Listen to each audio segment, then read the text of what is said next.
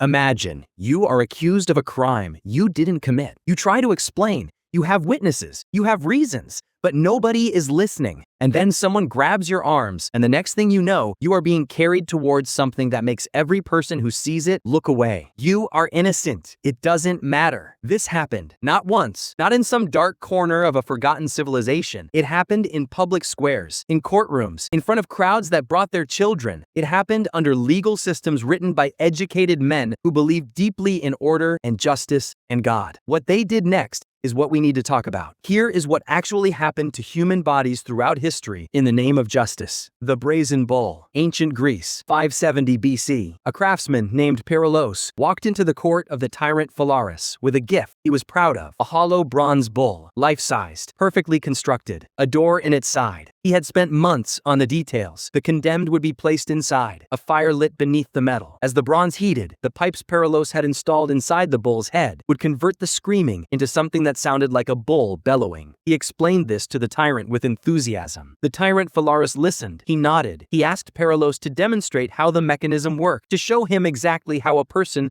would be placed inside. Perilos climbed in to demonstrate. The door closed behind him. What happened next is recorded in history not as irony, but as justice. The inventor died inside his own invention. The bull was used for decades afterward. The screaming never sounded like an animal. That was the point. That was always the point. To take a human being and turn their suffering into something that didn't sound human anymore. Scaphism, Persia, 5th century BC. The Greeks called it the boats. The Persians used it on enemies they wanted to make an example of. Not a quick example, a long one. The condemned was stripped and placed between two hollowed logs fitted together like a shell. Holes cut for the head, hands, and feet. They were force-fed milk and honey until severe diarrhea set in. Then, milk and honey were applied to every exposed surface of skin. The boat was set adrift on a stagnant pond. The insects arrived within hours. They fed on the sweetness. They bred in the warmth. Inside the shell, in the darkness, the process continued and deepened in ways that are difficult to describe without losing something essential about what it means to be a person trapped inside a body that is being consumed while you were still inside it. The condemned was force-fed every day to keep them alive, to keep the process continuing. The Greek historian Plutarch documented one case where the victim survived for 17 days. Plutarch was not writing horror. He was recording legal history. Ling Qi, China, practiced for over 1,000 years until its abolition in 1905. The name translates roughly as slow slicing. It was also called death by 1,000 cuts, and the translation is accurate. The execution was methodical, documented, witnessed by officials who recorded each stage. Small pieces of flesh removed from the body in a specific sequence. The goal was not speed. The goal was duration. The goal was to extend the boundary between alive and not alive as far as it could be stretched. Crowds gathered, not secretly, officially. Photographs exist from the final years before abolition. They are in university archives. Researchers have studied them. The faces of the people watching are the part that stays with you longest. They look ordinary. They look like anyone. Impalement. 15th century Wallachia, Vlad III. The man history remembered as the Impaler did not consider himself cruel. He considered himself effective. A sharpened stake, inserted carefully. The positioning was deliberate and precise, designed to avoid the organs that would cause death too quickly. The body weight of the condemned would do the work slowly, over hours, sometimes days. Vlad arranged his victims in patterns, forests of stakes outside city walls, ranks, and formations. When the Ottoman army advanced on his territory in 1462, they encountered a field of 20,000 staked figures outside the city of Targovishte. The Ottoman Sultan, Mehmed II, a man who had conquered Constantinople, who had never been known to turn back from anything, turned his army around and retreated. He said afterward that a man capable of doing this to his own people could not be fought in any conventional sense. The stakes worked. That is the part that history keeps returning to. They worked. The breaking wheel. Medieval Europe. The wheel was not metaphorical. It was a large wooden cartwheel, and the condemned was staked to the ground beneath it, and the executioner brought it down methodically onto each limb, not to kill, to break, carefully, systematically, with documentation of which bones were broken in which order depending on the severity of the crime. More merciful sentences began from the head downward. Less merciful sentences began from the feet. The difference was how long it took. After the breaking, the broken body was woven through the spokes. The wheel was mounted on a pole, raised publicly. The French called it the Catherine wheel. It is now a type of firework. You can buy one at a fairground. Children wave them at birthday parties. The distance between what a word once meant and what it means now is sometimes the entire history of a civilization trying to forget something about itself. The Judas crate, Italy, 16th century. A pyramid-shaped wooden seat. The point was the entire mechanism. The condemned would be suspended above it by ropes and lowered slowly. The intention was not immediate death. The intention was the prevention of sleep. The design made complete relaxation impossible. Interrogators would wait below, asking questions. The ropes would be adjusted. The process could continue for many hours, sometimes through the night and into the next day. It was considered among the milder instruments in the room it occupied. That fact is the thing that should stay with you about that room. The Blood Eagle, Viking Age. The historical record is disputed. Scholars argue about whether it was practiced literally or whether it existed primarily as a story told to frighten enemies. Both possibilities are disturbing in different ways. According to the accounts that exist, the condemned would be placed face down, the ribs cut from the spine, pulled outward and back, the lungs drawn through the opening while the person was still alive. If it was real, it was among the most extreme things one human being has done to another in a ritualized context. If it was only a story, then it tells you something about the imagination of a culture, about what a society reaches for when it wants to describe the absolute limit of power over another person. Both versions of the truth are worth sitting with. And then something changed. In 1764, a young Italian named Cesare Beccaria published a pamphlet called On Crimes and Punishments. He was 26 years old. He argued that punishment should be proportional to the crime, that torture produced false confessions and therefore had no legal value, that the purpose of justice was deterrence, not spectacle, that the certainty of consequences mattered infinitely more than their severity. The pamphlet spread across Europe in months. It influenced Voltaire. It influenced the framers of the American Constitution. It influenced the legal reformers of the French Revolution. Within 2 generations, the instruments in this video began disappearing from official legal codes. Not everywhere, not quickly, not completely, but the direction changed. The last public execution by guillotine in France was September 17, 1939. World War II had already begun. The crowd that gathered that morning brought sandwiches. Here is what does not leave you. Every method described tonight was legal. Every one was official. Every one happened in front of witnesses who went home afterward and slept and woke up the next morning and had breakfast. The people who designed these punishments were not operating outside their civilization. They were expressing it. They were its architects and its judges and its most respected citizens. The brazen bull was a gift brought to a ruler by a craftsman who expected to be rewarded. He expected to be rewarded. The crowds that watched were not monsters. They were farmers and merchants and parents and children. They watched because watching was permitted, because watching was sometimes required, because the entire point was that everyone watched, which means the question that history keeps leaving open is not really about the past. It is about what any system of justice is actually for, whether it exists to protect people or to demonstrate power, whether the suffering of the condemned serves the living or only frightens them, whether the line between punishment and cruelty is a line drawn in law or something older and less stable than that. The brazen bull is in a museum now. The wheel is in a textbook. The condemned man who climbed inside to demonstrate is a footnote, but the question he died inside is still open, and the crowds are still watching something. The question is whether we know what it is.